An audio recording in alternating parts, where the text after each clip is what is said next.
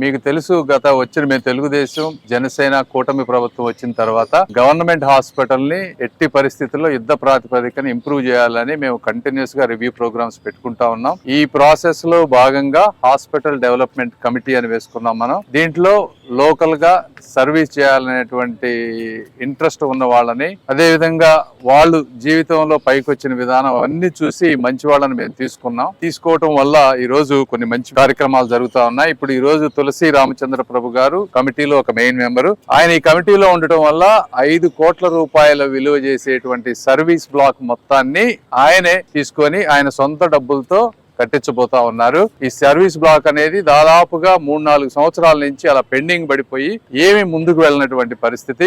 ఈ క్యాంటీన్ గానీ, లేకపోతే బ్లడ్ బ్యాంక్ గానీ, లేకపోతే ఇంకోటి గానీ, ఆ సర్వీస్ బ్లాక్ అంతా కంప్లీట్ అయితే ఇవన్నీ మంచి జరుగుతాయి. అది కాకుండా రెండోది 10 కోట్ల రూపాయలతో పొదిలి ప్రసాద్ గారు ఎక్స్టెన్షన్ చేస్తానికి ముందుకొచ్చారు. అది ఇప్పుడు ఉన్నటువంటి 2 బ్లాక్స్ కాకుండా ఇంకొక 2 ఫ్లోర్స్, ఇంకో 2 ఫ్లోర్స్ ఎక్స్ట్రా వేయడానికి ఆయన ముందుకొచ్చారు. మీకు తెలుసు పొదిలి ప్రసాద్ గారు ఎప్పటి నుంచో హాస్పిటల్ ఇన్వాల్వ్ అయి ఉన్నారు. They continue to do good job. తర్వాత ఇంకొకటి వాళ్ళు పేరు చెప్పడానికి ఇష్టపడటం లేదు కానీ మెడికల్ ఐసీయూకి 4 కోట్ల రూపాయలు ఖర్చు పెట్టి ఇంకో 100 ఐసీయూ బెడ్లు చేయడానికి ముందుకొచ్చారు. వాళ్ళు కూడా అవి కూడా వర్క్లు ఇమీడియట్ గా స్టార్ట్ చేస్తాం. ఇవి కాకుండా మీరు నాట్కో వాళ్ళు ఎక్స్ట్రా బిల్డింగ్ అది త్వరలో శంకుస్థాపన చేయబోతా ఉన్నాం. అది ఒక పెద్ద బిల్డింగ్ అవబోతా ఉంది. ఇవన్నీ కాకుండా కూడా చాలా ఇష్యూస్ ఉన్నాయి. ఒకటి, అక్కడక్కడ పోస్ట్ గ్రాడ్యుయేట్ డాక్టర్స్ గానీ, కొంతమంది డాక్టర్స్ గానీ ఇంకా ప్రైవేట్ ల్యాబ్లకి టెస్టులు రాస్తా ఉన్నారు. కమిటీలో ఇప్పుడు ఒక రిజల్యూషన్ తీసుకున్నది ఏంటి అంటే, ఇలా గనక చేస్తే కంప్లైంట్లు గనక వస్తే వాళ్ళ శాలరీలో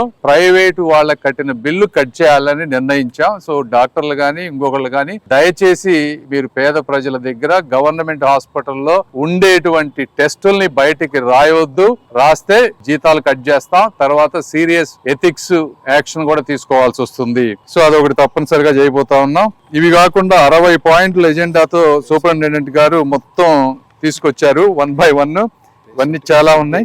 ఈ 60 పాయింట్లు ఇష్యూస్ డిస్కస్ చేసి చాలా వరకు రిజాల్వ్ చేసాం ఈ కమిటీలో. డెఫినెట్ గా హాస్పిటల్లో పేదవాళ్ళకి అందరికి కూడా మంచి జరుగుతుందని నేను భావిస్తా ఉన్నాను. ఈ కార్యక్రమాన్ని చేసినటువంటి సూపరింటెండెంట్ గారికి, కలెక్టర్ గారు ముఖ్యంగా వాళ్ళు కూడా చాలా ఇనిషియేషన్ తీసుకోవటం, కమిటీ వాళ్ళు ఇలా అందరూ ముందుకొచ్చి ఇన్స్పైర్ అయ్యి దీన్ని వర్క్ చేస్తా ఉన్నారు. కాబట్టి అందరికీ కూడా ఇంకొకసారి ధన్యవాదాలు తెలుపుకుంటా ఉన్నాను. Thank you.